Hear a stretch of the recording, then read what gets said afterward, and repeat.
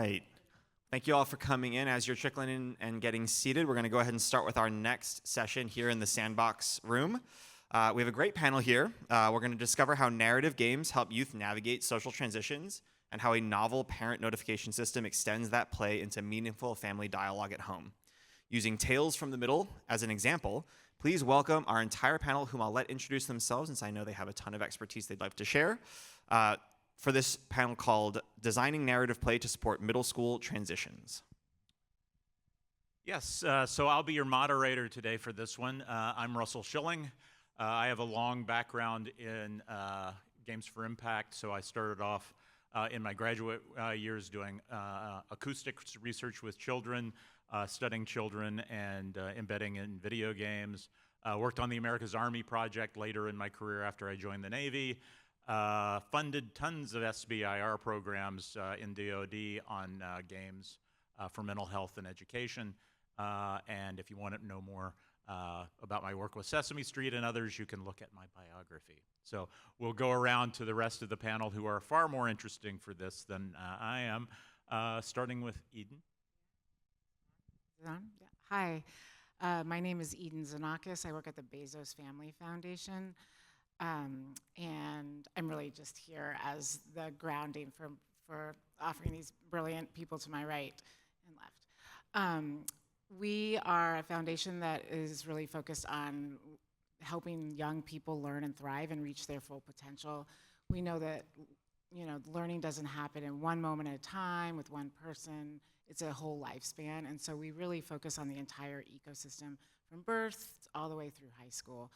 And this project, we can deep dive into it more, but it's really an inspiration from our founder, Jackie Bezos, who really loved playing games with her children, with her grandchildren. She was a visionary of her own, and was really into brain development and the different kind of bursts of brain development through a child's life, which is sort of the inspiration behind this game that we can get into more later. Hi, my name is Kellie Liu. I am a senior game designer at Filament Games. And before that, I did creative writing and I did psychology, which are both ways to try to understand people. Still have not figured that out yet. But my involvement in the project was I responded to the RFP from Brendon and BFF. And I came up with the initial pitch for responding to this call for a narrative game to help kids transition into middle school. And then from there, we worked closely together to shape the game and kind of change direction a little bit. And I also became the writer for the game, and I wrote all 18,000 words thanks to my mechanical keyboard. I could not have done it without her. And yeah, so both the designer and the writer on this project, one of the designers. Hi everyone, I'm Brendon Trombley. I'm lead game designer with Games for Change. Hopefully you know who Games for Change is and what it's all about. You might not know that Games for Change has a lead game designer, so I'm on to take our part in projects like this, which was to act as sort of an executive producer.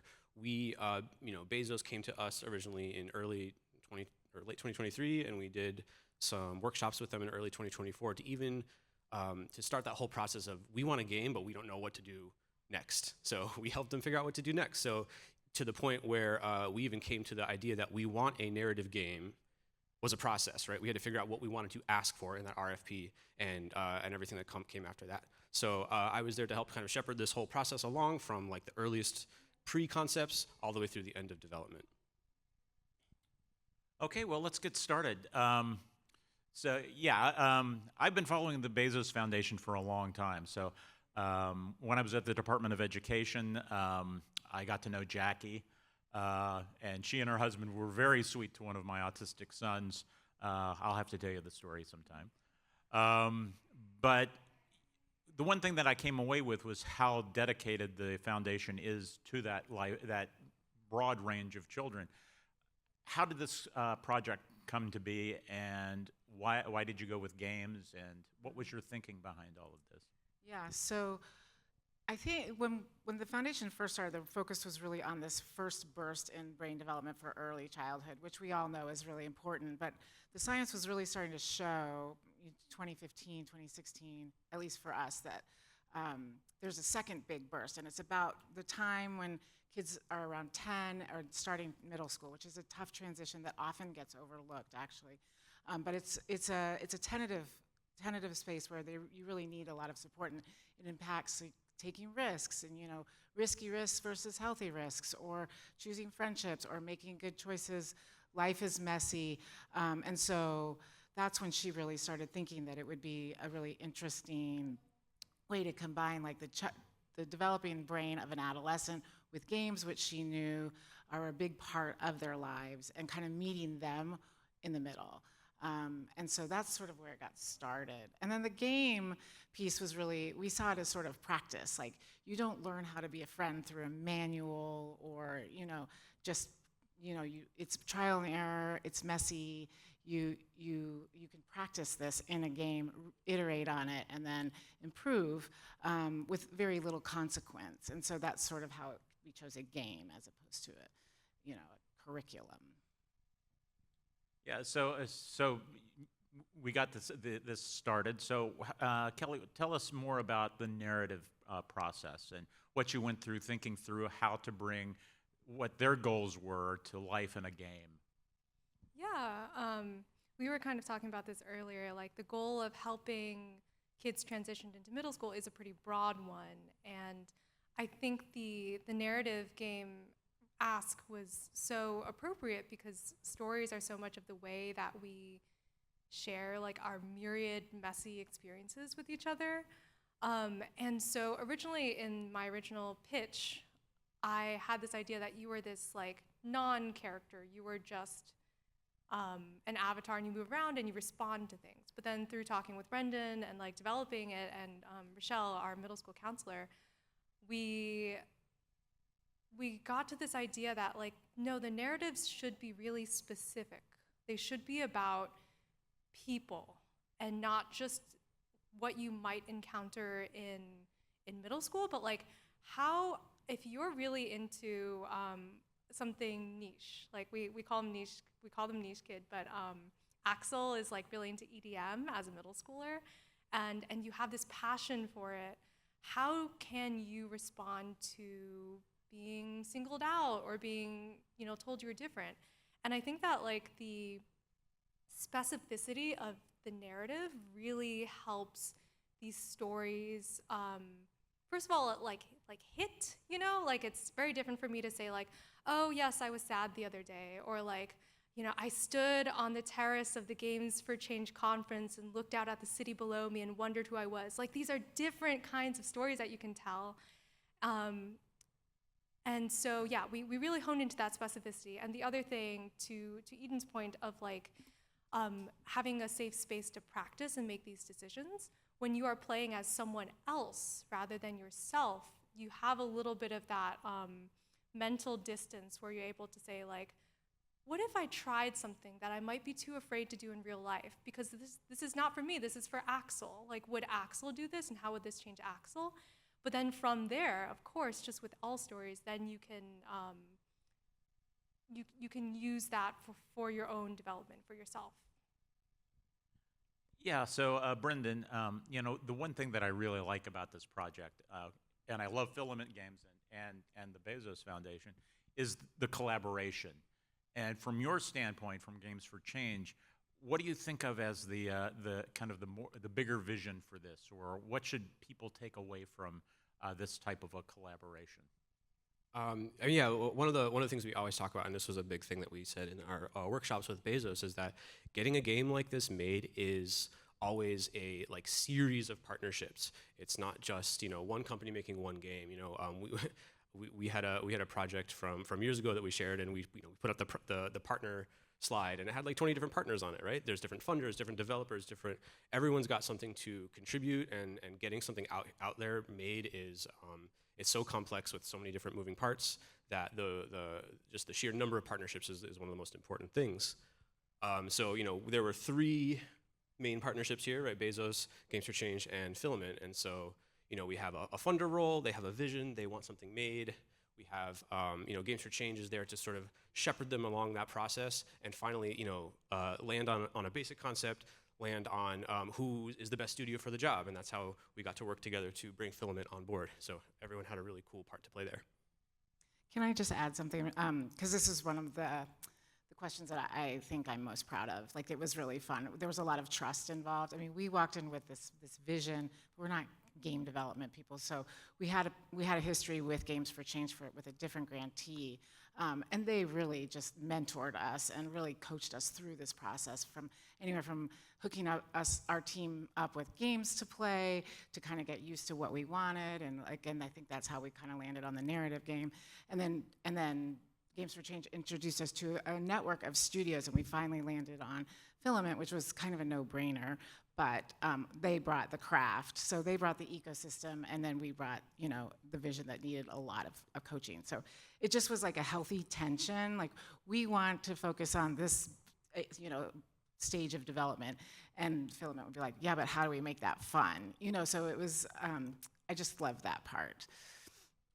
Yeah, so, as putting on my program manager hat, I always saw the tension between development projects like this, between the game developers and the entertainment and the engagement side, and then wanting an evidence-based type of a product. So, I mean, it can be done and very successfully, but how did you deal with that side? How did that go? Because it is a combination of research and development in this case. So. Yeah, I mean, I think this is probably a question for you, but we were able to bring, we have a network of researchers, school counselors. We worked with the Center of Developing Adolescents out of UCLA, the Center for Scholars and Storytellers. So we were able to provide that kind of as the kind of go-between between us. But you can. Yeah, I mean, I do feel like this kind of also involves all of us, but I think one thing, at Filament, we make many different games with many different partners, and sometimes they come in with very specific goal. That's like, we need to teach, here are 3 concepts that the player needs to be able to talk about after, but this goal was much more just help students transition, and it was very broad, and having a lot of power is a little bit frightening. But I think because it's specifically for middle school, even when we were just talking generally about, just meeting generally, there were so many perspectives of what this game could be about, what kind of personality traits the characters could have, and that sort of thing. So I think, yeah, that was a part of the process. We also had one very special person on the team who's not here today. Her name is Rochelle Valon. She is a middle school guidance counselor, and she was our subject matter expert. So she was able to really bring in all of that experience that she has working with kids of this exact age group for this exact transition. And we could always just bounce every single idea off her, every single line of dialogue. She could look at it and be like, that's no, but yes, this, right? And she was the one that was able to really kind of validate through her own training, her own experience, the types of decisions we were making in the design. Yeah, and I'd actually love to take that opportunity to talk about how we wrote it for middle schoolers. So yeah, me, Brendon, and Rochelle, we had a lot of brainstorming sessions to figure out the narrative. We made a bunch of outlines, and then I took those and I wrote those. But in order to so I hadn't spoken to a middle schooler or been in one's presence for years when I got the project, and I was like, what is a middle schooler? And so. A big part of that was we did our play tests with middle schoolers, which I think is everyone's first thought, is that is going to be essential. And it is, but also having someone like Rochelle who had that big picture view and who was able to say, here are the themes that I see in these middle school transitions. Initially I was asking her, do kids in middle school wonder about what they're going to be when they grow up? And she was like, mostly no. They're more worried about who they are now. And so having someone like that who's able to see all these experiences and then give you a summation, that was very helpful. Yeah, so another part of the, kind of following into that, I mean, we know that we had the pandemic, and so a lot of these students that you're dealing with were coming through school during that time. Do you think that had an impact on, the game development in itself and how you handled the issues you needed to work with? It's interesting. It's hard for me to say exactly, but we had one playtester who was incredibly enthusiastic, and there's 3 different characters, but their stories all kind of intertwine. And I think a lot of that was due to Brendon's influence. They all become friends in the end. I really like Game of Thrones, and you know how all of their like point of view chapters happen. I was like, I want that from my game because Yeah, this is Game of Thrones for middle schoolers. I mean, wait, no. But yeah, so like they really intertwine. And we had one playtester who was like really excited by that. Like he would read one of the stories and be like, "Oh, that's Axel from the other story," or and I think like at least for me during the pandemic, there's a lot of like looking for maybe kinship or maybe just feeling in these stories, and so I think that might influence the way that kids are receiving this like distanced connection. Real quick, can I advance the slideshow to like we have some visuals of the game just so you can see what we're talking about. Yes, that always makes it more fun. Let's see. We're gonna go to not this one is this is the one with all of our faces and okay. Yeah. So yeah, that shows some of our characters and kind of what the game looks like. So, one of the interesting things that you did with this game, and this is kind of for all of you, and what Eden was thinking and how you address this, there's a parental engagement tool that is integral to the project. We've seen this, I've worked with veterans, and some of our veterans outreach programs have some similar types of strategies for incorporating feedback and care. How did this all work together for you? I remember this being kind of tricky. And by the way, please describe it for people who don't know what it is. I'm going to let you describe it. Yeah, I was kind of more involved in it. So it's the idea is that when kids are playing, there are certain moments in the game where they can do this thing called like ask for help. So kids make their account, they play. Parents make their account and they play, or they have like a dashboard, and that also does like COPPA things. And at certain parts of the narrative, particularly when we have tricky moments, such as like dealing with bullying or peer pressure, that kind of thing, there's like an ask for help button, and the kids can press that, and the parent will get an alert on their dashboard, and it'll give a little summary of what's going on. And we have this mechanic in the game where like some of your choices cost energy. And when the parent responds, so the parent will see that ask for help, they can read this summary, and if they can choose to send the child an energy. So it's kind of like mechanically integrated as well as letting the parent know what's up. And so, right, that's meant to, I guess, foster a conversation, right? If you know what the scenario that they're asking help for is, I mean, you could just say, okay, here's send the energy. But really what we're trying to do is have the parent and the child then have a conversation about that scenario and bring them together and really like reflect on what's happening. That was the sort of idea. Yeah, and in the original RFP, it was saying, we want, the main goal is to prepare students, but also foster conversation with the families, with the parents. And one of the suggestions was to have like a parent play version. And we have a lot of parents at Filament, and I was talking to them, and they're like, parents are so busy. Like, it's so busy to be a parent. And so we were trying to think, like, what's a really low time commitment way for parents to still be engaged. And so this is what we settled on is, like, a parent can get this notification on their phone, and they can respond to it quickly. But yeah, like Brendon was saying, it's really meant to foster a conversation. It's like, oh, I see that, like, in the game, you encountered a situation about peer pressure. So let's talk about that. Like, how would you respond in this situation? And then the idea is like when the parent's, satisfied with the conversation, they send the energy, and that way they're at least like keeping an ear for what their child is doing. So I think it's a great compromise between getting parents involved, but also respecting a parent's busy schedule. No, just that when we were talking about this before Filament even came into it, it was a tricky piece because it was always something that was sort of part of the bigger vision of like how do we connect caregivers with the kids. but it's a little bit like you're saying, like parents are busy or they're not engaged, or is this really deep enough to like want to warrant a parent to step in? So they had a kind of a rat's nest to solve, which was really happy with the way it turned out. And how's the feature worked during your playtesting?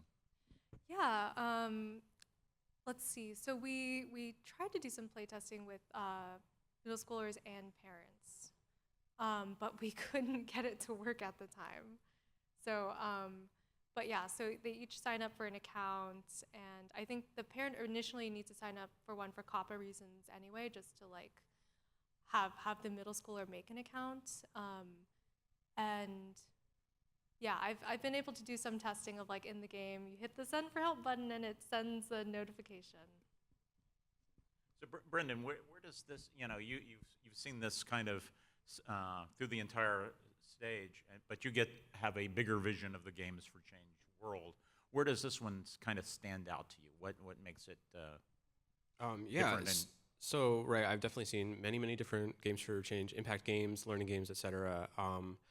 I think this one stands out in really in just like its really strong use of character and narrative to drive home the learning points. I've seen many games out there where characters, narrative, dialogue are kind of just like a mouthpiece for the exact things you want them to learn, and it's just like exactly coming out of their mouth exactly the way you want a teacher to say it or something, and that's not really utilizing story in the authentic way that stories have always taught us throughout like all of history, right? Even before we had video games, we were telling stories around campfires, and that's how we taught people about our history, about the different lessons in life. So it was really harnessing that strength of narrative and character in this game that I thought really stands out. And Eden, how was the development process for you? So we've got a lot of developers out in the room, but it's always good to get the perspective from the program officer and the person running the program. So how was that? I mean, it was great. It was actually, we ended up having to pull away so they could do the work. And it was, I think we were all very eager, and not from a micromanaging, but just a curiosity. And I was really sorry when we were not having our weekly meetings and talking about crazy scenarios for these kids, maybe in future iterations. So it was a full, positive, great experience. Would do it again. Yeah, so, the other challenge that you had for this is, this is basically a fourth grade reading level type of group. So how did you cope with kind of doing that without dumbing down the game and making it really engaging for the students? We have to reference Urban Dictionary for all the alpha slang. Yeah. Research some Gen Alpha memes, rotted my brain. I would say that, like, I want to say, like, every story has a core. And if you can tell the core of the story in a very simple way, you can still convey complex emotions and events with simple words. And I think that's sort of like a writing craft thing. The other thing I would say is, so I read some books targeted for middle schoolers, again with the help of our middle school counselor, Rochelle. And so that kind of like set the basis for the level. But the other thing, and so it's like, the language itself has to be simple, but the ideas can be complex and they can be rich. And then the other thing also is that it's okay if vocabulary words sneak in there, because that's how we learn to expand our vocabularies. That's how I did it. I had a teacher who was like, you should look up every word in the dictionary. And I remember that many years later, because I was like, it's so disruptive to the reading. And so it's like, building that foundation, allowing vocab words to slip in there, and then again, that play testing with the kids. We had a lot of, we did classroom play tests as well as one-on-one, live sessions, and we would always check in, like, is this easy to read, or like, I think we're measuring the complexity level of the reading, and then also the engagement kind of in different measures, and so we had to check in with that. But we've been doing some more research, and some of the kids are like, this doesn't sound like a middle schooler. But I'm like, I'm old, that's okay. Like, all books are written by old people like me. So obviously, and you pointed this out when we started, Bezos is not a game studio. What do you think? What do you think about this product using games as opposed to the other media and mediums that you have helped develop over the years? What do you get from this? I'm really intrigued. Like I was saying, I mean, I really want to hone in on that, like the practice aspect of this. This gives young people an opportunity to just hone these skills with very little consequence or risk. I will say that one of the things that we talked about was this sort of idea of social emotional learning and how that you can kind of attach that to this game. But that was really important that we stay away from that. We weren't putting a social emotional learning curriculum and putting a game on top of it. So we were really, really meeting the kids where they are. I don't think I'm necessarily answering your question, except that I think games are a really compelling way to connect with kids. Yeah, I was going to say, when we were going through this process and conceptualizing the game early on, and then passing on to Filament, we had one of our North Stars. I don't know if I'm going to word this correctly, but it was prepare kids for scenarios they might encounter in middle school. And so just that, like, North Star sort of learning goal, quote unquote, is what translated so naturally to a narrative game, because you can just put those scenarios in a narrative and let them play out in an authentic, engaging, emotionally engaging way, and you've just kind of landed on the power of why a game is the perfect medium for that kind of message. So we've got 4 minutes left. I'm going to open it up in a little bit for just kind of open discussion. But what have you found from the experience? So what has been the feedback so far, and what have we learned? Yeah, well, this is mostly Ed's domain, but yeah. Ed, get up here.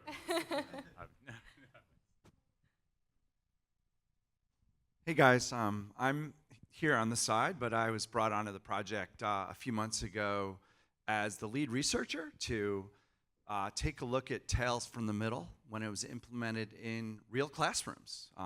So we talked here about all the stages of developing the game from concept through initial play settings, working with the funder, and then it was like, hey, it's time to test this out in the real world. So in May, we squeezed in a pilot study right at the end of the school year in 8 classrooms in 4 states, DC, suburban Maryland, Ohio, and Washington State. And 5th graders and 6th graders, grade school and middle school, were the sample. We wanted to see how grade schoolers were taking the game as they were thinking about going into middle school. And then with 6th graders, after they've already entered school, we wanted to see if this is something that reflects their actual experience. And then one group of 7th graders actually sneaked into the sample, which at the time I was like, okay, let's just let them in. So 5th graders, these are pilot study 1 results. 5th graders and 6th graders really gave very high ratings for the game, for engagement, and for helping them feel like it was preparing them for moving on. The one group that was not as excited about the game was 7th graders, interestingly. And I was just telling Kelly that was the exact finding you'd want to see, because it meant the game is developmentally on point. It connected to those 5th graders really well, to the 6th graders, and then by the time those kids get into adolescence, the content wasn't for them anymore. So main findings, high levels of engagement. The initial findings would show promise for it kind of doing what it's supposed to do. Biggest challenge, implementation. How can teachers integrate this as a classroom intervention? And we got a lot of amazing feedback to go back to the drawing board with defining some implementation strategies. And then we're going to be doing a pilot study too in the fall in more schools with more students. So, wow, I'm the luckiest guy in the world to get to think about this from the research perspective. So thanks for bringing me on. Yeah, this is why I like to call audibles during my moderation. One point that I would like to give to the audience, this is a great team. One of the first things when I was evaluating proposals, and still I occasionally work with Learning Agency on the tools competitions and things, I immediately look at the overall concept and then I jump back to the team. That is the first thing I do in I ever did in a proposal. because I wanted to see if you had the talent on the team to actually do it. Because if you don't have the talent and you don't have that breadth of experience on research, on development, on narrative, you're not going to succeed. So that's one of the things I can give you all as a take home. But I'd also like to put it out to the panel. We're coming into the home stretch here, so final thoughts? They said we could go over a minute, so. Okay, very generous. Yeah. Well, I guess I want to thank BFF and Games for Change for having a project that allows us to be so centered on that authentic experience from the start, having the stories take the lead rather than having something really specific. Because I think, again, that's the way that you really connect with people and convey things that may not be factual but are true. And I would just say, it could have been a situation where it felt like too many cooks in the kitchen, but I really love how everyone was able to just talk about the problem we're trying to solve and the best way to solve it. And so during this entire process with all the different stakeholders, I just love seeing how we were all just like unified in that goal and made it happen.